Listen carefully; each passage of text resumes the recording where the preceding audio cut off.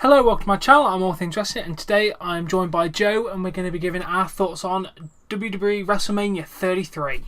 Yes, indeed. We are just an hour out of the closing of the show. Wow, what a show! Incredible from start to finish. Right. Ups and downs on the whole thing. Yeah, we start with the pre-show matches. First of all, we have the Cruiserweight title match, Neville versus Austin Aries. What's your opinions, Joe? That was a good opening match. I mean, it's solid.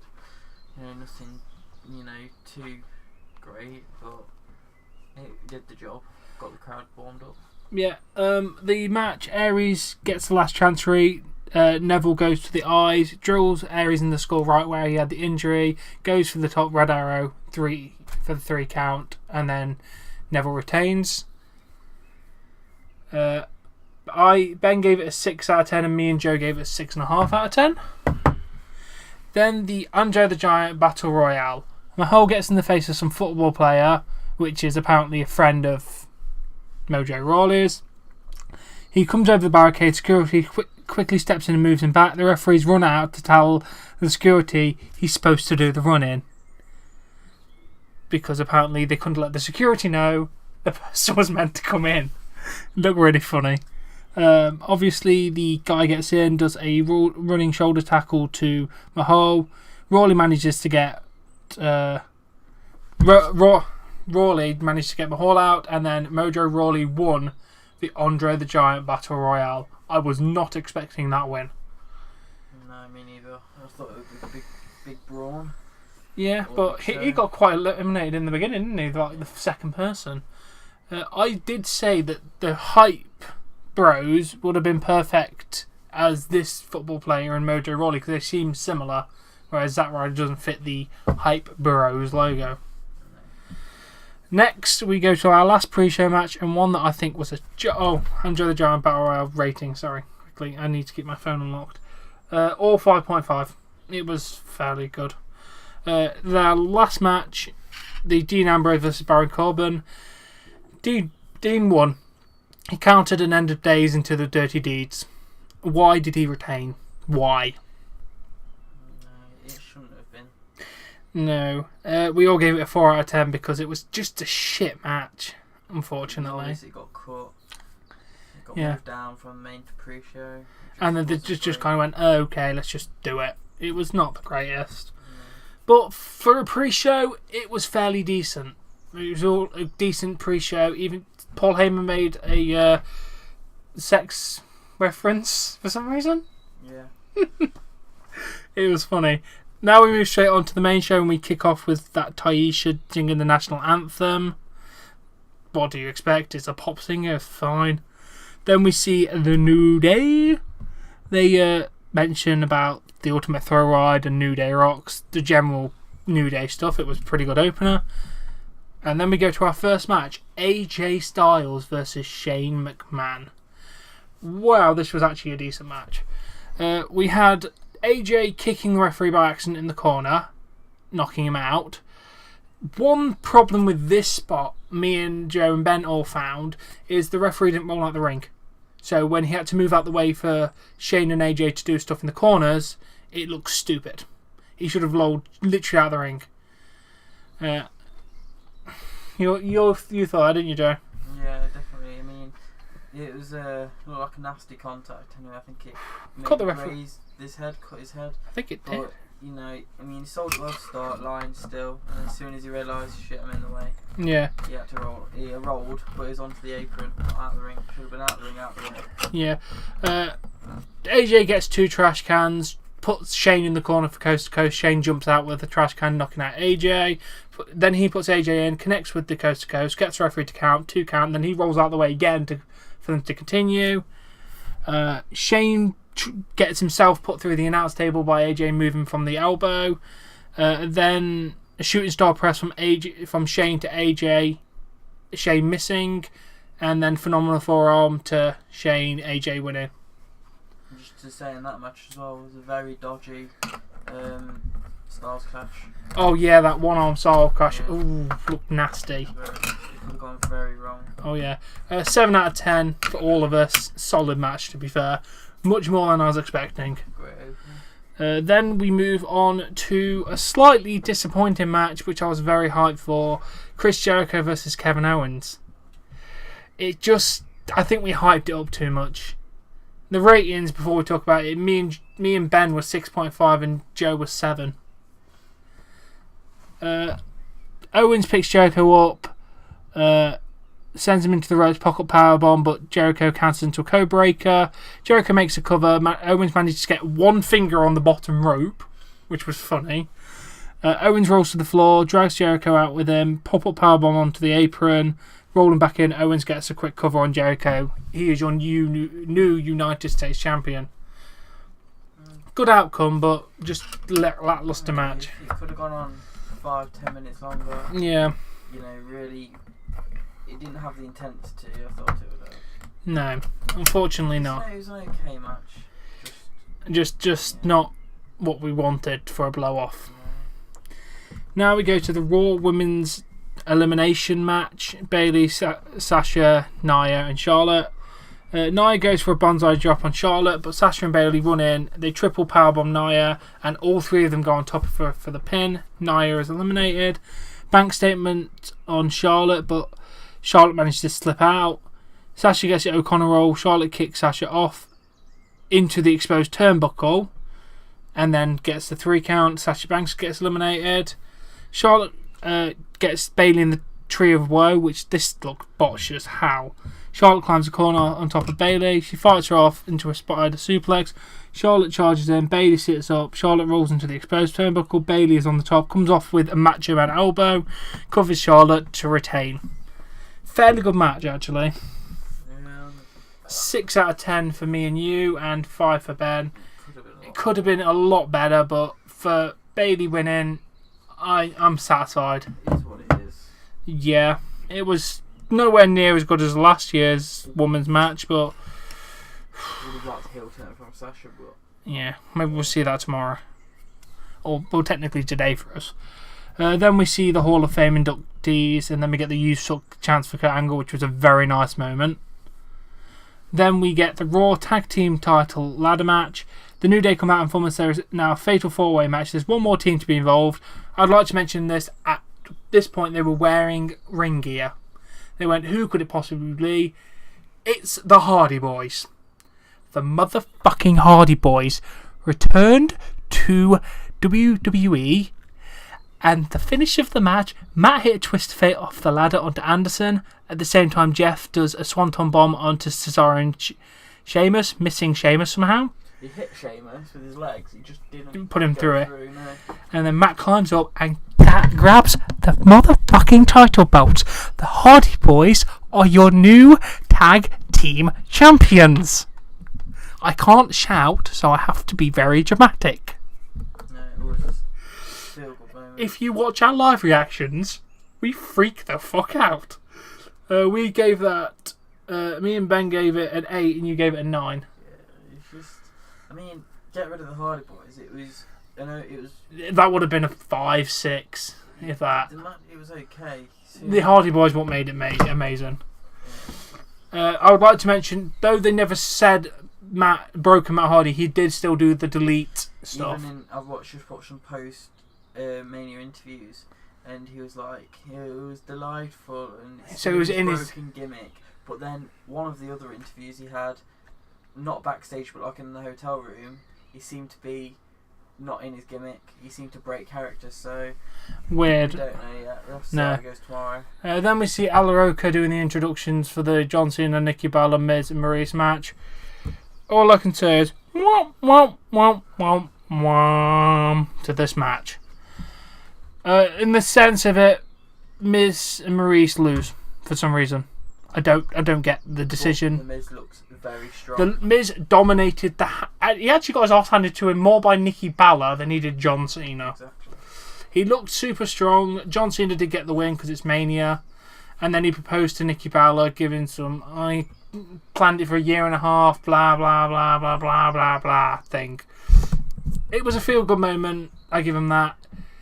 So I'm happy for them too. Congratulations.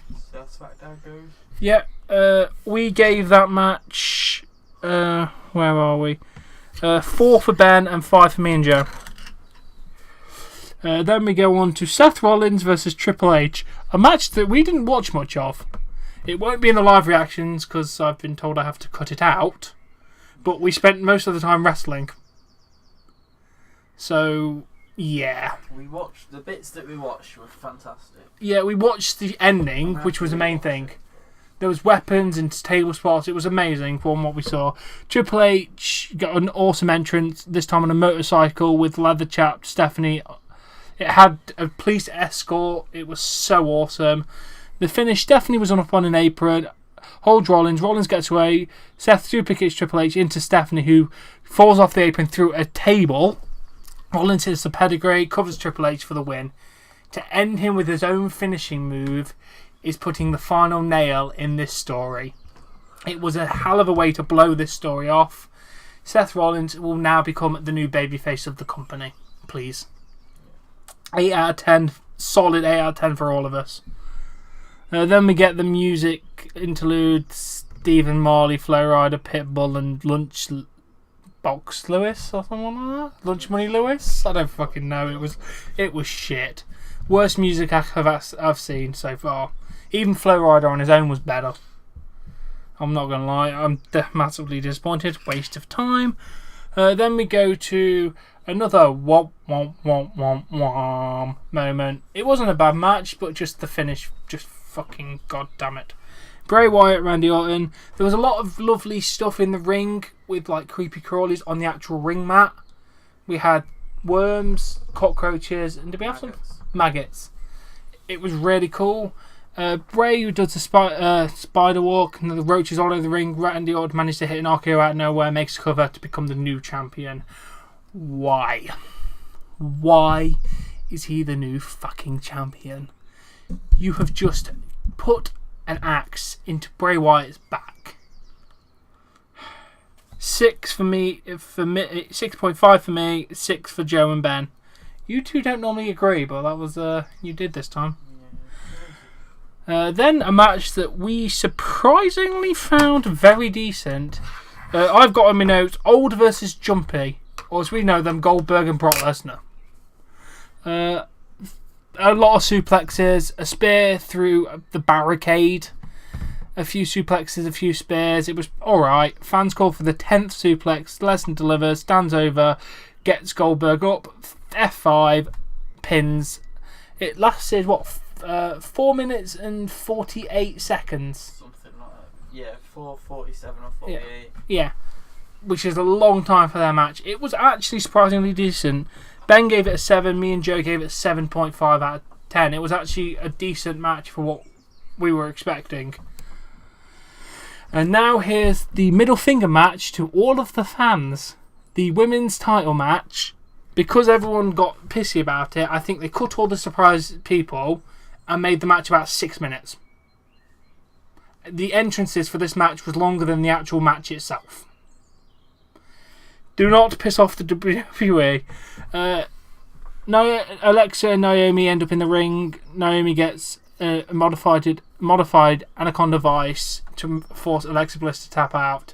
Naomi wins. Feel good moment, but the match was shit. Nothing memorable. 4 out of 10 for all of us. Sorry, women, but you really shouldn't fuck with the WWE because they cut your time in half. Good job there, women. New Day come out to announce the Citrus Bowl with the official record crowd of 75,245 people. Because you all rock.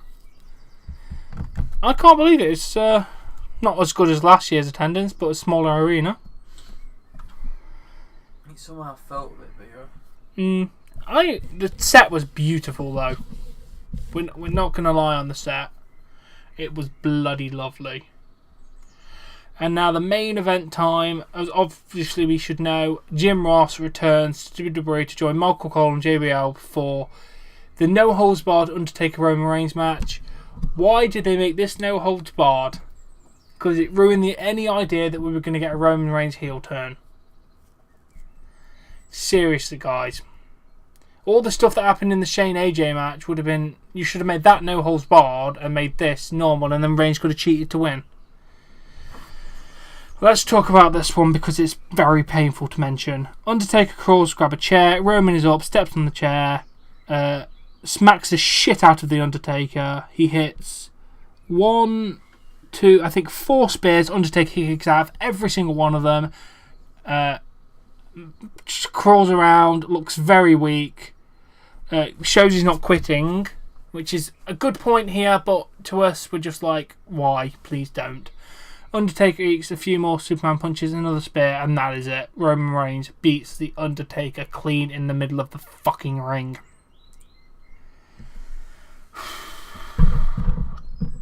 Joe, your thoughts? I don't blame Roman Reigns so much. I mean, there's been pictures backstage of him sitting in a chair crying because he didn't want to do it. It's not something he was really wanted. You see, he got out of the ring quite quickly. He was hesitant on the ramp. He trying to get backstage. Yeah. I mean, the Undertaker, like you say, you got to respect his wishes if it's what he wanted to do. But it would have been fine if he didn't get absolutely destroyed. It just made it made it uncomfortable to watch in the end. Yeah, I mean, I don't mind him retiring and everything like that and leaving his gloves. It was a nice send off in the end. Yeah, but to see that happen, I know. The thing is, it made Reigns look really weak as well because it took 4 or 5 spears to put the Undertaker down, where everyone else kicks out of 1. But it's the Undertaker, so I can understand why they've done it. Yeah, but they could have just had it as a lot more even fight, trading spears to. Undertaker was hurt. He was hurt. Like when they went to reverse the tombstone. Oh, that was a botch and a fucking half. Undertaker had no strength to post. No, so couldn't get him on himself by himself. No, unfortunately, I think this was Undertaker's last Mania. He took off his gloves, his coat, his hat, and left him in the ring. Had a thank you Taker, went up the ramp, turned, put his fist up. It went dark, and we got gong, gong, gong. And then we ended the show on that note. Is this the end of The Undertaker?